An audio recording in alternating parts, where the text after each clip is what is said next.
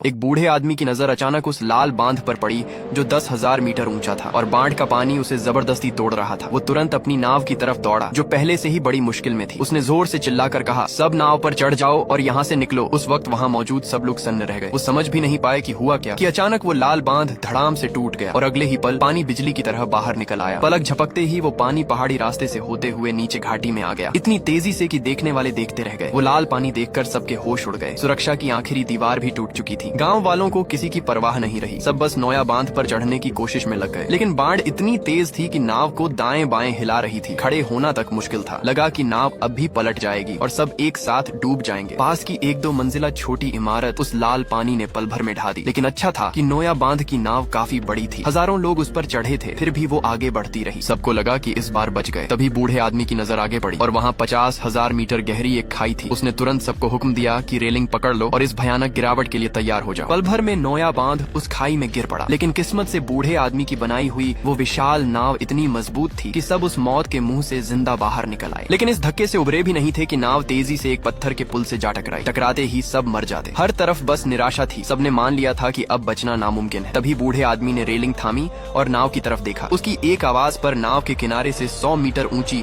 एक विशाल लहर उठी। बस एक लहर आई और नाव का रुख पलट गया। तबाही टल गई। लेकिन ये हुआ कैसे? असल में ये बूढ़ा आदमी पहले एक साधारण मजदूर था, लेकिन जब वो एक सोसाइटी का मेंबर बना तो उसकी जिंदगी बदलने लगी। उसने एक लकड़ी का घोड़ा भी खरीदा और 500 स्क्वायर मीटर का एक शानदार बंगला भी उसके नाम हो गया। एक रात उसकी बीवी ने कहा कि उसे एक ऐसा घर चाहिए जहाँ खूब रौनक हो। ये सुनकर बूढ़े आदमी ने यह बात दिल में बिठा ली। जब बीवी सो गई तो उसने भगवान से दुआ मांगी, लेकिन उसे क्या पता था कि उसकी दुआ इतनी जल्दी कबूल हो जाएगी। अगली सुबह उसके दरवाजे पर एक रहस्यमयी पैकेट आया। खोला तो अंदर कुछ लकड़ी के टुकड़े थे, साथ में एक छोटा सा हथौड़ा भी था। पहले तो उसने इस पर ज्यादा ध्यान नहीं दिया, लेकिन तभी उसकी नजर उस तख्ते पर लिखे नंबर 614 पर पड़ी। उसे कुछ अजीब सा लगा, क्योंकि उसकी अलार्म घड़ी हमेशा 6:14 पर बजती थी, जबकि उसने कोई अलार्म लगाया ही नहीं था। यहाँ तक कि उसकी गाड़ी का नंबर भी यही था। जब उसने टीवी खोला तो खबरों में भी 614 नंबर आ गया। इन सब अजीब चीजों ने उसे पूरी तरह उलझा दिया। लेकिन किसी को क्या पता था कि अगले दिन दरवाजे पर एक सफेद दाढ़ी वाला बुजुर्ग आ जाएगा। उस बुजुर्ग ने बड़ी गंभीरता से उससे कहा कि वो बक्से में रखी लकड़ी और हथौड़ा उठाए और एक नूह की नाव बनाए अपनी जान बचाने के लिए। लेकिन यह सुनकर उस आदमी को लगा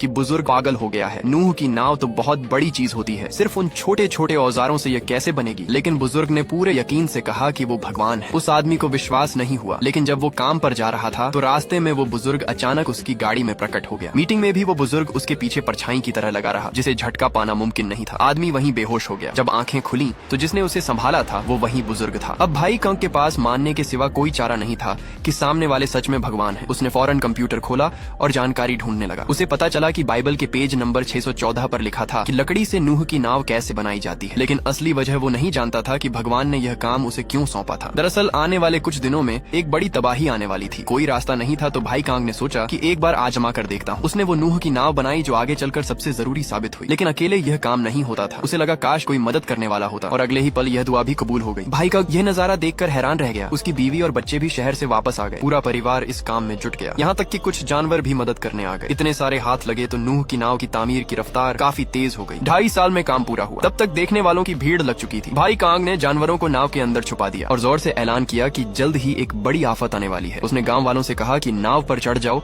और खुद को बचा लो, लेकिन किसी ने उसकी बात पर यकीन नहीं किया। और तभी अगले ही पल आसमान में बिजली चमकी, तेज आंधी आई और मूसलाधार बारिश शुरू हो गई। बांध के फाटक भी एक पल में टूट गए। तब जाकर सबको यकीन हुआ कि यह सब सच था, कोई मजाक नहीं। किस्मत से सब आखिरी वक्त पर नूह की नाव पर पहुंच गए। इस रोमांचक जीवन मृत्यु के सफर के बाद सब लोगों ने भाई कांग को किसी भगवान से कम नहीं माना और कुछ दिन बाद वो कस्बा फिर से पहले जैसी शांति और सुकून में लौट आया। भाई कांग का परिवार भी एक नई खुशहाल जिंदगी शुरू कर चुका था।